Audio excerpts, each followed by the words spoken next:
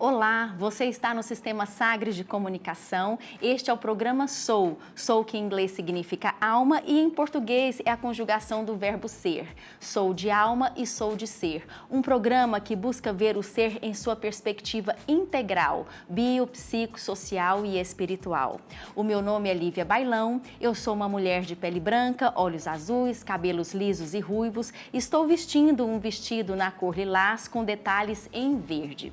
O nosso programa de hoje tem um tema muito especial: processo de autoconhecimento, terapia e seus benefícios. E quem está conosco aqui é Arliete Carneiro, psicóloga. Olá, Arliete, seja muito bem-vinda. Obrigada, Lívia.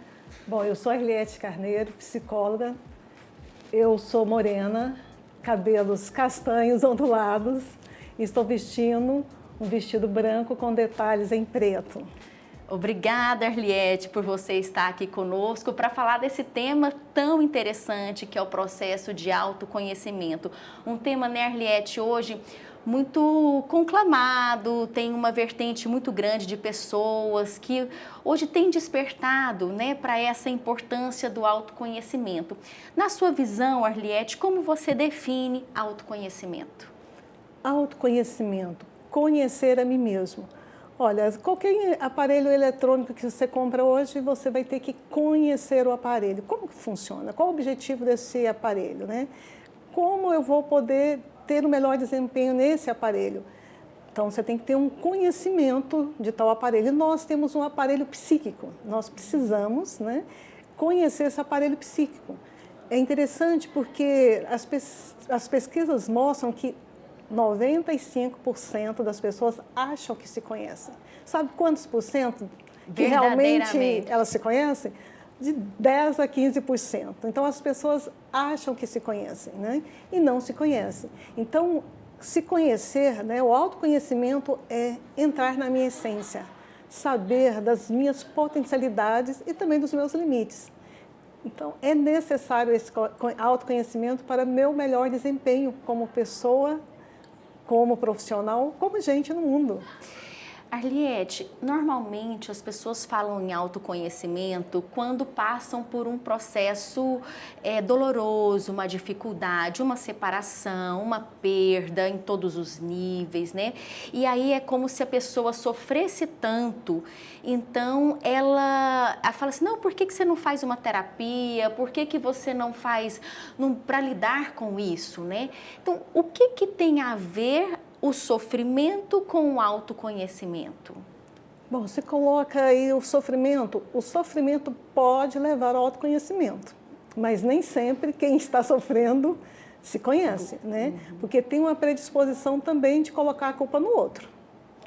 Tem o papel da vítima. Sim. Né? Aí você vê o papel da vítima e essa pessoa não se conhece. Então, o sofrimento é um momento que você necessariamente dá uma parada, ou seja, para viver essa dor, né? Ou para tomar uma atitude perante essa dor. Aí o autoconhecimento é fundamental porque você pode, né, transformar essa dor em algo positivo, ou seja, o que você viveu na dor servir como crescimento. E tem um autoconhecimento que não necessariamente é através da dor, né? Tem muitas pessoas que evitam a terapia porque eu vou sofrer, eu vou ter que mexer nas minhas dores. Sim, né? Nós, né, temos nossa história de vida e muitas vezes nossa história de vida tem alguns traumas, mas até para libertar, né, das dores, dos traumas, nós precisamos ir lá e dar uma mexida, né? Mas é algo libertador. O ganho é muito maior, né? E tem pessoas aí, você falou de dor, tem pessoas que vivem recorrentemente vivendo dores e não se conhecem, não tem uma transformação. Então, é necessário, sim, autoconhecer, né? Até para eu lidar melhor com as dores e com as alegrias também. E com as alegrias, exatamente. Eu acho interessante porque você comentou, né? Tem estudos que dizem que a maioria das pessoas acredita que se conhece, mas aquelas que efetivamente se conhecem é um percentual muito menor, né? O que levaria, então, a esse auto-engano? Eu acredito que me conheço e acho que, né, tenho autoconhecimento, quando, na verdade, me parece, então, que tem muita coisa inconsciente. Eu não conheço, mas penso que conheço. Como é que a gente não entra nessa própria armadilha que a gente faz com a gente mesma? Eu falei aí que nós temos um aparelho psíquico, né? E esse aparelho psíquico, ele vai trazer à nossa mente que a maior parte da nossa mente está no inconsciente. Né? E é um campo desconhecido e muitas pessoas temem entrar nesse campo aí. Né? Então nós, né, a gente sempre traz aquele esquema do iceberg. No iceberg você vê só a pontinha. O que está submerso aí, né, é uma outra imensidão que nós não temos conhecimento. E as pessoas têm dificuldade de mergulhar. Mas eu falo, olha, é muito importante porque, nós podemos deparar com algumas dores, alguns fantasmas, né? Mas nós também deparamos com muitas grandezas que estão submersas. Nós temos tesouros ali. É como se nós trouxéssemos os próprios recursos para a gente lidar com as nossas dores. É isso, Arliette? Sim, então a partir do momento que eu vou me conhecer, né? E conhecer é ir ao encontro da minha essência. Né? Eu estou me conhecendo, eu sei do meu potencial, sei dos meus limites e com isso eu posso lidar melhor com as dores. Eu falei também dores do sucesso, porque tem gente que não dá conta de lidar com o sucesso. O que a gente vê? Hoje a gente vê um campo muito narcísico, né? Eu vou para o sucesso e aí quando também surge uma frustração eu não dou conta. Perfeito. Então é lidar comigo mesmo, o autoconhecimento, lidar com o outro, porque o mundo é relações. Então, se eu não me conheço, eu com certeza vou ter dificuldade de relacionar com o outro. Sim. Você sabe que o programa Sou, aqui do Sistema Sagres de Comunicação, procura ver o ser nessas dimensões, né? Eu comigo, eu com o outro e eu com Deus. Então, eu fico pensando que, de fato, é um programa que está a serviço também do autoconhecimento, a gente trazer os temas, trazer discussões, né, que nos engrandeçam, nos ampliem a visão sobre nós mesmos. Por isso você está aqui hoje, viu, Arliette? Muito obrigada. Mas você comentou sobre o inconsciente, essa porção grande dentro de nós que a gente não tem conhecimento. Eu quero trazer uma frase aqui e pedir para nós analisarmos e compartilhar com quem nos assiste. É uma frase do Jung. Ela diz assim, até você se tornar consciente, o inconsciente irá dirigir sua vida e você vai chamá-lo de destino. Eu vou ler de novo, Arliette, porque é muito impactante, né? Até você se tornar consciente, o inconsciente irá dirigir sua vida e você vai chamá-lo de destino, do Carl Jung. Jung, a gente sabe, né? Ele conheceu Freud e ele teve uma fase em que ele começou na psicanálise, mas depois ele adentrou, né, com alguma diferença nessas questões do inconsciente, dos arquétipos, enfim, a gente tem muita coisa aqui para falar, não é o nosso tema, mas para dizer que ele é um grande teórico da psique, né? Arliette, o que você nos diz disso? O inconsciente vai dirigir a nossa vida e nós vamos chamá-lo de destino, até o dia que ele se torna consciente. Como é que a gente interpreta isso na nossa vida prática hoje? Então, como eu falei, né, nós temos consciência de pequena parte do nosso ser, né? Inconscientemente, nós temos nossas crenças, muitos traumas, porque traumas nem sempre eles são conscientes. Nós trazemos uma herança familiar, né, de padrões. Aí você fala, mas está repetindo? É o destino, né? Na minha família tem aquela coisa, as mulheres têm o dedo podre, só escolhem homens errados. Por que acontece isso? E é o destino das mulheres, né, da minha vida. Como se fosse uma verdade, uma né? verdade absoluta, né? E aí eu tenho que viver isso. Né? Não é bem assim, né? Eu trago crenças, e eu falo às vezes falsas crenças, né? Traumas, e o que é inculcado no nosso meio familiar e nosso meio cultural.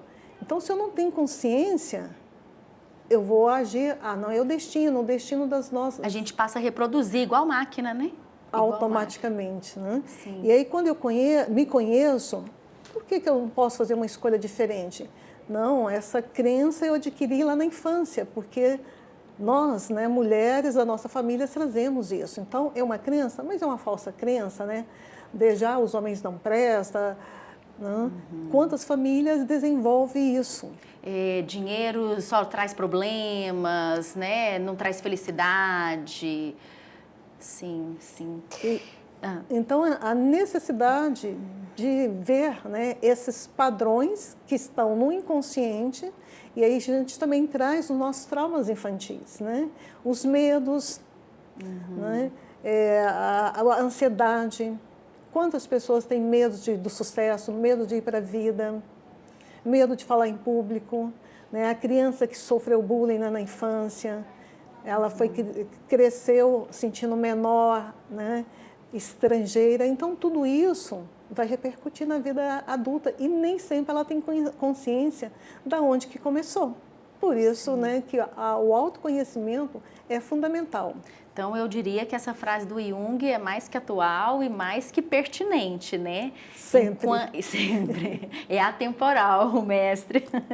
Então, enquanto a gente não penetrar nesse mundo interior de forma verdadeira e corajosa, nós vamos agir automaticamente e vamos entender que isso é destino. É isso que você quer dizer. Então, a gente tem que buscar fazer esse trabalho conosco mesmos para nos tornarmos mais livres, eu poderia dizer assim? Sim, né?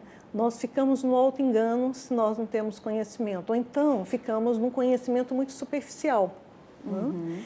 E aí, entrar no inconsciente, geralmente nós vamos precisar de um profissional. Né? Sim. Porque, não, eu me conheço, eu li um livro ali de autoajuda, não vou falar que não tenha o aspecto positivo, mas penetrar nesse inconsciente tem que ser uma ajuda profissional, né? Porque eu também já estou direcionada a ter uma visão estreita. Se não tem um profissional para ampliar essa visão, aí eu vou, sim, acreditar que é destino. Aí é onde a gente, então, entra nos benefícios e nos ganhos da terapia, de um processo psicoterapêutico, que aí seria o apoio desse profissional para nos ajudar nesse mergulho interno. É isso mesmo? Sim, né? Esse mergulho, ele é necessário que tenha um terapeuta, né? Porque é um mundo inconsciente e o profissional que vai nos ajudar a isso, né?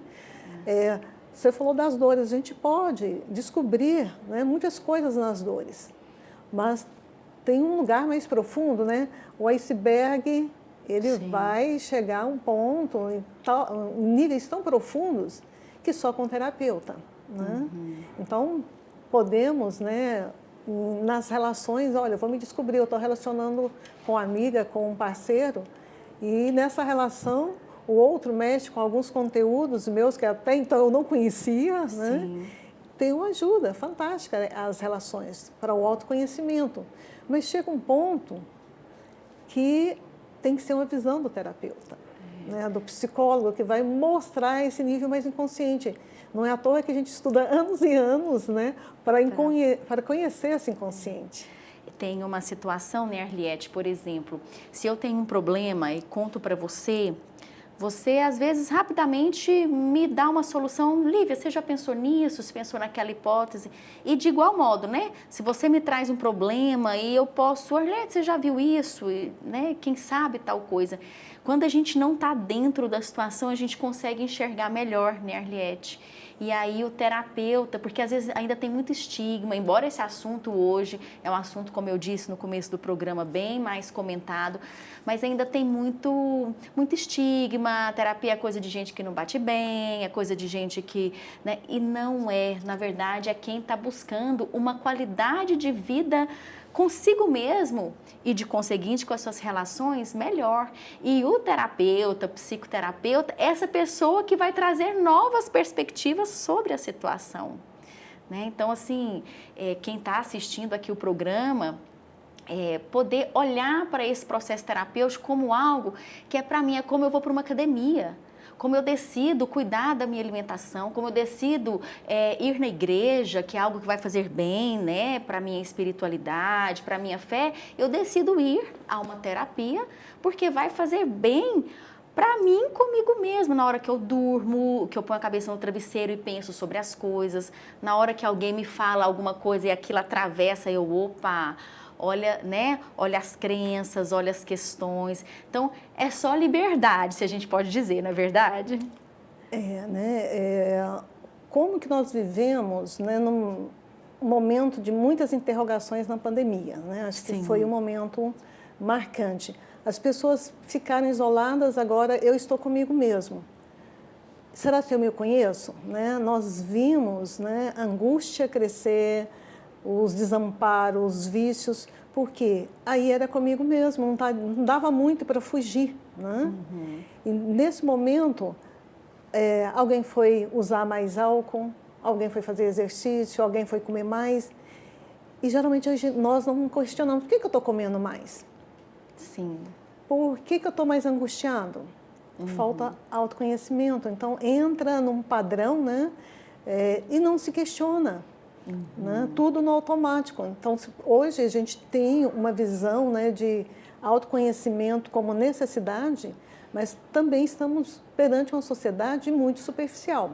Sim. Aprofundar, isso é para louco, não vou aprofundar, é perigoso, só gente mais doentia que precisa de terapia.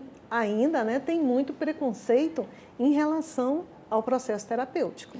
Aprofundar incomoda, né, Arliete? E a gente precisa bancar isso, né? Sustentar esse incômodo, lidar com ele, porque aí uma hora a luz acende, né? E as pessoas também acham que aprofundar é como eu vou só descobrir meus monstros. E não é. Né?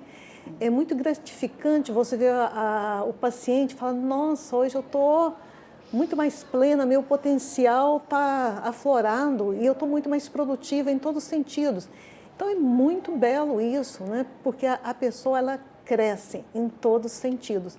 Ela cresce e o processo terapêutico ele também leva a uma autorreflexão. Né?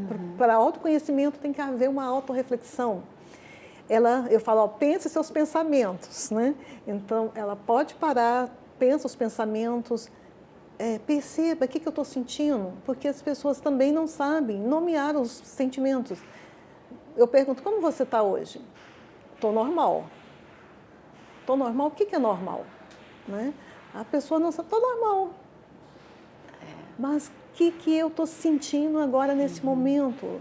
Como está meu corpo, né? Algo que você também vai falar, como está meu corpo, né? Minhas emoções. Aí eu preciso, né, olhar para mim, dar nome nos sentimentos, que geralmente as pessoas não dão nome, né? Observar meu comportamento, por que eu estou comendo demais? Tem algo, o que está me levando? Fazer, né? mais perguntas, né, Arliete? Mais questionamento, né? Para que eu estou fazendo isso? Né? Sim. Qual o meu objetivo? A tendência é entrar no automatismo, não se percebe.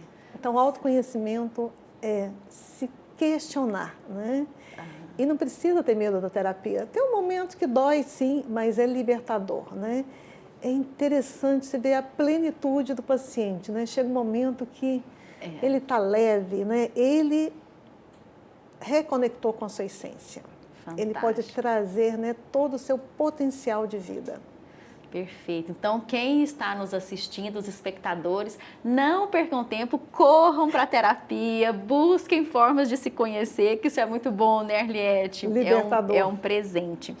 Eu queria te perguntar, você falou no início sobre a pessoa que não se conhece se vitimiza. Como que é isso? Ela acha que ela é uma vítima do outro, ela acha que ela é uma vítima pobrezinha, coitada. Como é que é esse mecanismo que funciona dentro de nós? Bom, acontece de diversos tipos, mas nós pegamos, né, adultos, olha, minha vida não está legal, por quê? Porque meu pai não fez isso, minha mãe não fez isso, né? Meu marido, minha esposa, meu não sei o quê, meu filho. Sobra, mas geralmente vai sobrar mais para quê? Pai e mãe, né? Eu não dou bem hoje com meu marido porque minha mãe não ensinou a relacionar com os homens. Meu pai foi isso. Aí a pessoa está a vida toda, já está o adulto, e muitas vezes os pais até já morreram. Então está cobrando. Meu pai e minha mãe não fizeram isso ou fizeram isso, vítimas. Tá, né? Nós temos o quê? Que concordar com a história de vida que eu vivi, não tem como ir lá e modificar o que passou. Agora, a responsabilidade minha, da minha história atual, aí eu tenho que encarar ela de frente, né? Então, se eu tive os pais que não foram do jeito que eu queria, me bateram, me rejeitaram, sei lá o quê, eu não sou vítima, eles me deram a vida. Agora, o que eu vou fazer com o meu sentimento de rejeição? Se eu tenho um esposo que não é legal, por que eu escolhi esse homem? Eu preciso, muitas vezes, estar com um homem chato, porque aí eu não cresço, é porque meu marido não deixa. Às vezes eu pergunto assim, por que você casa? Eu falo, geralmente se casa porque tem alguém para você colocar a culpa. Olha aí, né? Meu marido não quer, minha mulher não deixa. Não, eu não trabalho porque meu marido não quer. Eu não faço isso porque minha esposa não deixa. Desculpas, vitimação, né? Para não ir para a vida. Sim. E aí eu preciso parar. Tá, meus pais fizeram isso, foi o que eles deram conta. E o que eu vou fazer com o que fizeram de mim, né? O que fizeram de mim. Aí entra Sartre, né? Exatamente, né? Então, esse processo de autoconhecimento, ele vai nos levar à nossa autorresponsabilidade também, né, Arliete? Achar que a responsabilidade é do outro e tomar as rédeas do meu destino, da minha vida, como você mesma falou, né? Geralmente a culpa é do outro, né? Nem joga a responsabilidade, né? É a culpa. A culpa é do outro. Se melhorar lá, se o outro mudar, fica bom para mim. Se o outro mudar, aí meus problemas acabam. Sendo que, na verdade, não é bem assim, né? Então, muitas pessoas chegam no consultório, minha vida está horrível por causa do meu marido, por causa dos meus filhos, e insiste, doutora, o que o meu marido tem que fazer para ele melhorar? Aí você fala, é com você, você fala, mas e para o meu marido ficar um pouco melhor, né? Não é o marido, né? Sou eu, a autorresponsabilidade, até da escolha do marido fui eu, né? Exato. Então, é assumir a autorresponsabilidade das suas atitudes, né? Então, o autoconhecimento é isso, né? Eu sou responsável. Sim, meus pais e fui eu que escolhi? Não sei, né? Tem uns que dizem que sim, mas foram esses pais que me deram a vida. Eu não vou mudar essa história, mas, né, eu vou mudar a relação com eles. E muitas vezes se tem uma visão equivocada. Eu lembrei de um paciente, ele chegou logo no início, eu perguntando, como foi a sua relação com pai e mãe? Ele falou, não tive pai. Eu falei, bom... Como que chegou no mundo, né? Era uma Virgem Maria concebida sem pecado, teve uma, né? E foi muito interessante o processo dele, né? Que no início, lá, não tive pai. Aí fomos fazendo alguns trabalhos. Aí ele falou, gente, meu pai realmente não foi casado com a minha mãe, mas ele ia a todos os aniversários meus, ele estava lá presente. Ele me levava presentes, ele me levava a passear, meu pai estava lá e eu falando, não tive pai. E a pessoa na falta, né? É a queixa do pai idealizado e apagou, né? Não tive pai. E o quanto que foi significativo ele falar, poxa, eu estava muito equivocado, né? Que bacana. Eu não estava vendo, né? E eu escuto muito dos pacientes, nossa, doutora, eu nunca tinha visto dessa forma, eu nunca tinha pensado dessa forma, né?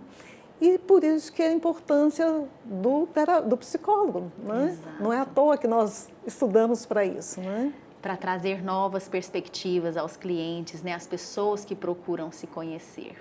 Arliete, se deixar, a gente vai ficar aqui mais assim o triplo do tempo, porque esse é um tema muito interessante, que a gente pode ter vários enfoques, várias visões, né?